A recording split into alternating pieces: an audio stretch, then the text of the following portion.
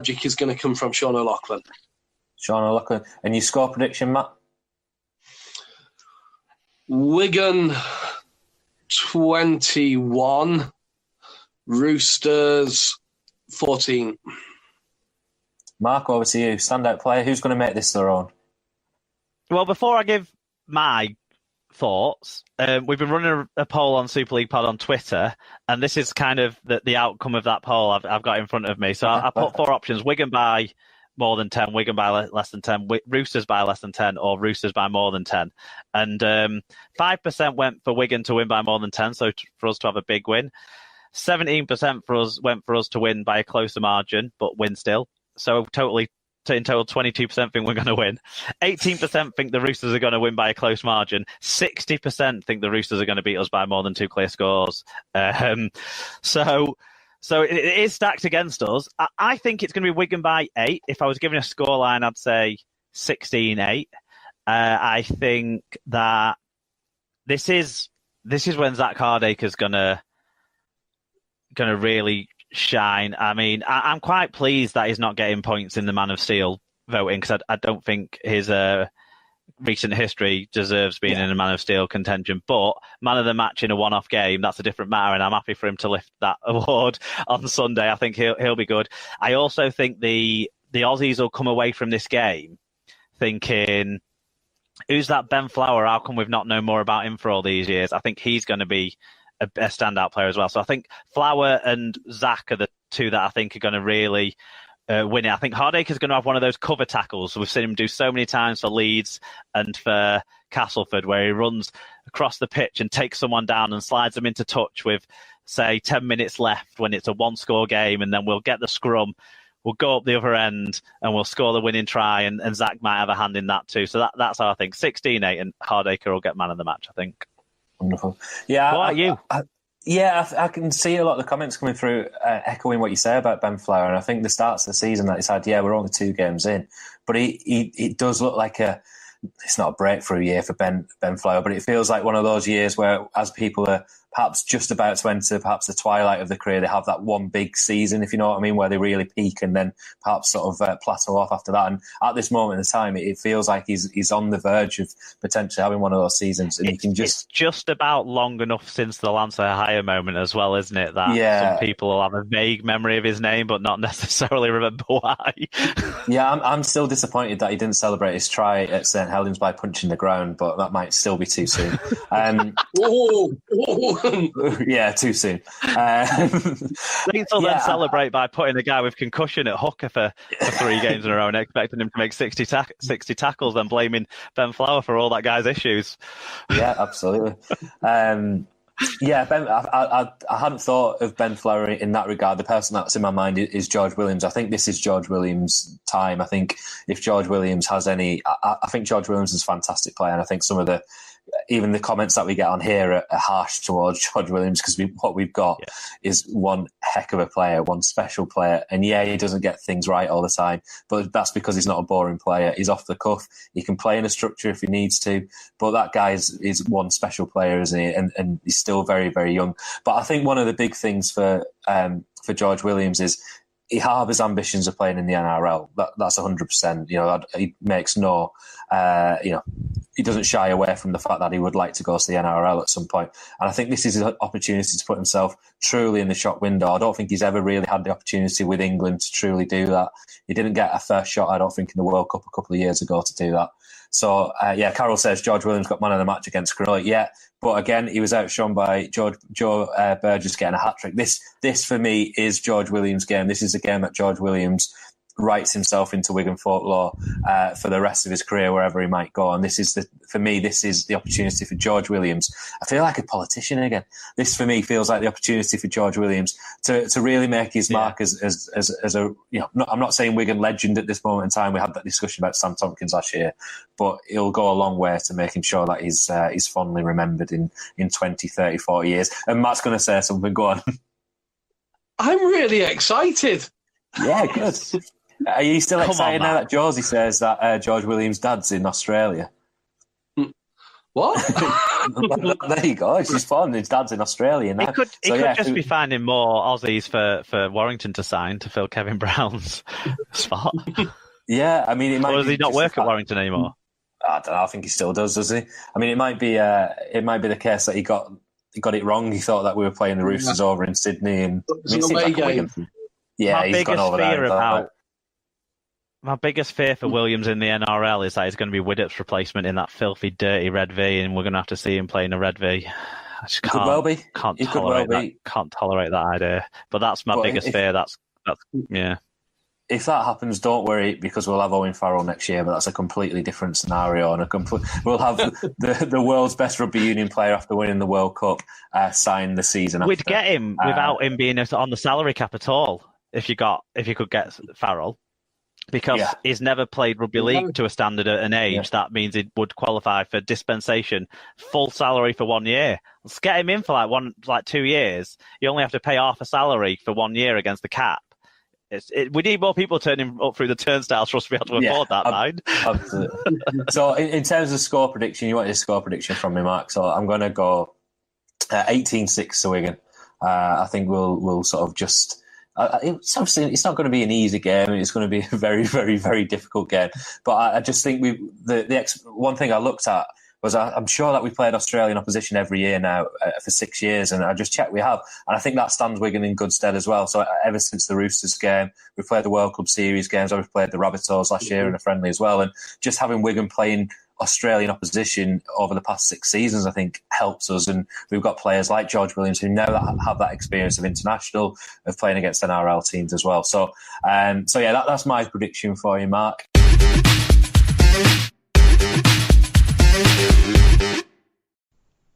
Right, so thanks to Sean and Matt for, Sean doing his show and me and Matt being on it, and then we thought we'd share that rather than just me go over my views again, really, I guess, even though a few themes will pop back up. But now I've got Alan with me. Alan's our neutral on this occasion. Alan, welcome along to the World Club Challenge preview.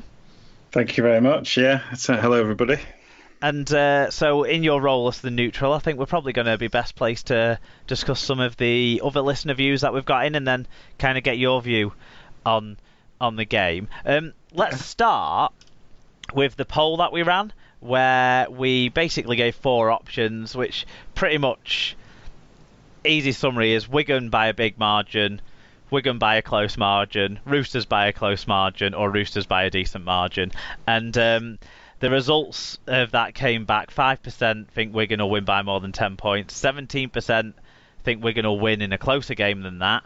So 22% think Wigan will win overall. Roosters by less than 10, 18%. And 60% of the people who voted in this poll, Al, think that the Roosters are going to win by more than 10 points. So pretty conclusive there. The bookies... The bookies think the same. They have the handicap line, giving Wigan. This is Betfred, the sponsors, the recently announced sponsors of the competition on Sunday. They're giving Wigan a start of 8.5 on the handicap, and the odds Wigan have got 9-4 odds, straight win odds, and the Roosters 1-3. So 3-1 on for the Roosters. So big favourites for the Roosters. And I suppose does that echo what you're expecting?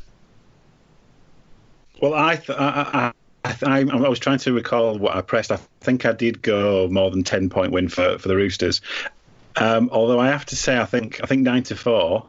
If you're a betting person, that's probably worth a couple of quid on Wigan, because they've already started their season, playing at home and all that. So in a 2-horse race, 9-4, it doesn't sound like too bad odds to me.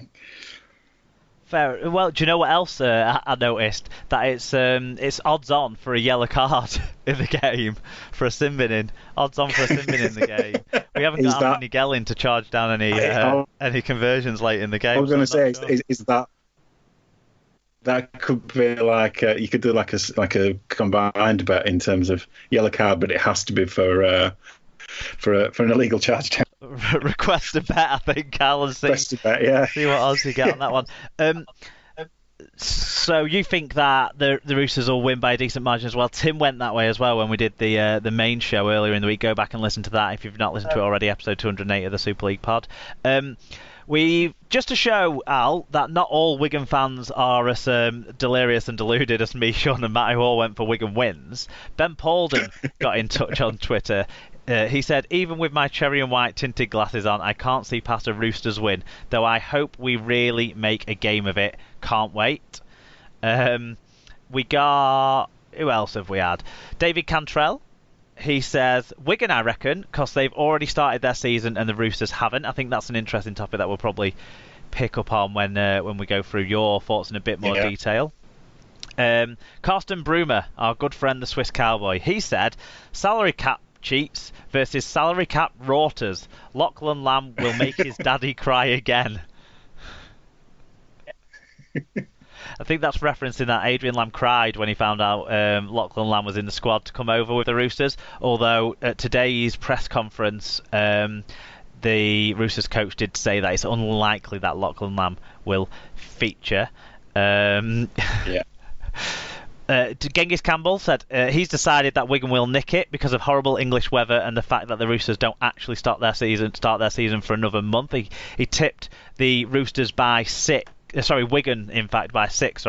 The weather is set fair, though. Cold, but not freezing cold. Clear, not much wind. Seems like a really good conditions for a really good game of rugby league, which maybe Wigan didn't want. I've got a few more from it. For you, Al, our friend Tim, Tim G Radio, one of our other co-hosts of the show, he said, Wigan go ahead early, Roosters rally in the second stanza to not cock it up, hey, nice pun, and win. Frogmore said, at Wally Frogmore, if Wigan start as slow as they have in these past few weeks, they might find themselves with too big a mountain to climb, even though it's still East pre-season. I see the Chuckies winning by at least 2 scores. David Powell, who is another St Helens fan like Frogmore, said, I hope it's a good game to save face for Super League, but obviously Roosters to win at the death. And Joshua's granddad, at John Scott 50, no sympathy for Wigan from over in Hull either, because John has said hopefully Wigan get the bejesus knocked out of them, gives FC a chance next weekend. Purely selfish reasons there, if nothing else, but yeah, fair enough. So what do you make of all that? There's some reasonable kind of, I think, it's obvious obviously that the Roosters haven't played a competitive match yet, but I think it's interesting that they've arrived quite early. They appear to be taking it seriously. They've had obviously you've seen from social media that they've had those opposing training sessions when they landed in Paris. They've been kind of training with the Toulouse squad, and then they're with St Helens tomorrow, aren't they? That's right. Doing an opposed training session with Saints. So kind of the link with Holbrook there, I think, paying off a little bit, and anything to get under Wigan's nose, I guess.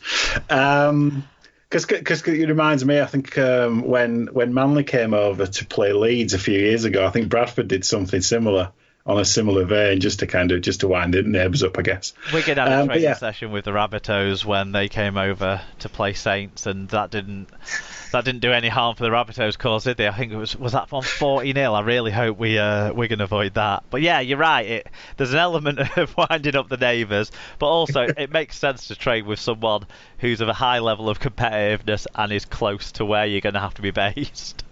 Yeah, no, of course. I think obviously obviously Robinson's got a bit of an affinity with, it's a bit of a francophile, isn't he, in terms of speaking the language and everything with his time at Carland. So yeah, it was an interesting decision to kind of to go to France first. Obviously, it makes the flight slightly shorter, doesn't it? And for me, they seem to be taking it quite seriously, which is not something you've always been able to say with some of the opposition that they've turned up on our shores. So, obviously, I think ultimately Wigan will have their work cut out. I think towards the end of last year, Sydney were very good at strangling teams.